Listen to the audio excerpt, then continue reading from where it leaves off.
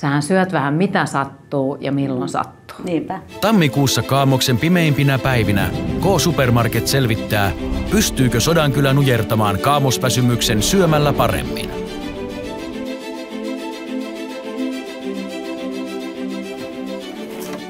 Hektisestä Helsingistä vanhaan kotikaupunkiinsa palanneen Tarjan pitää oppia hidastamaan tahtia ja olemaan enemmän läsnä.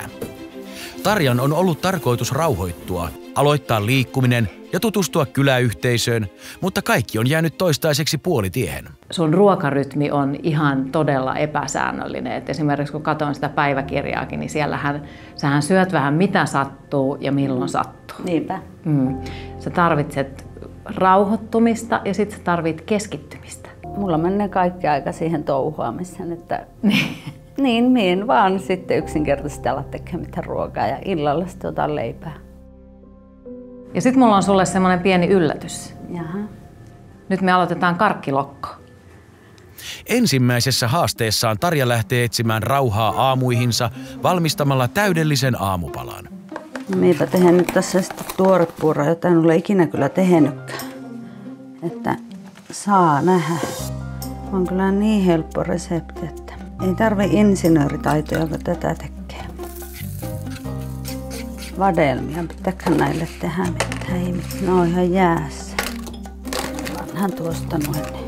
Hunajan jätän pois, koska en voi käyttää hunajaa, kun olen allerginen. Se on sitten niinkö siinä. Ja laitan nyt tämän jääkaapin kylmettymään ja syön huomenna hyvällä ruokahalulla. Noin. Hyvä. Kiitos.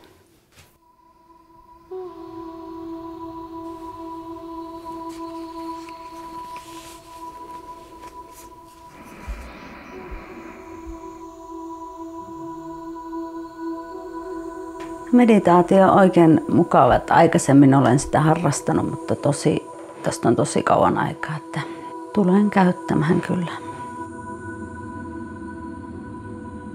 No niin, minä palaan nyt katselemaan sitä minun eilistä tuorepuuroa, minkälaista se on, voi mahdoton. No sehän on vähän jänkin näköistä kyllä, että en tiedä. No ei tämä nyt niin jänkkiä ollutkaan. Mitä siihen sitten laittaisi?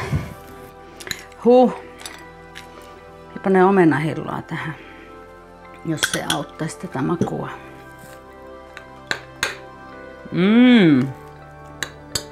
Joo, heti parempi. Ja vielä oma tekemä omenahilloa. Tuleeko tästä minun tämmönen paras aamupala? Hetki. Saa aivot liikkeelle, kun saa kylmää vähän suuhun.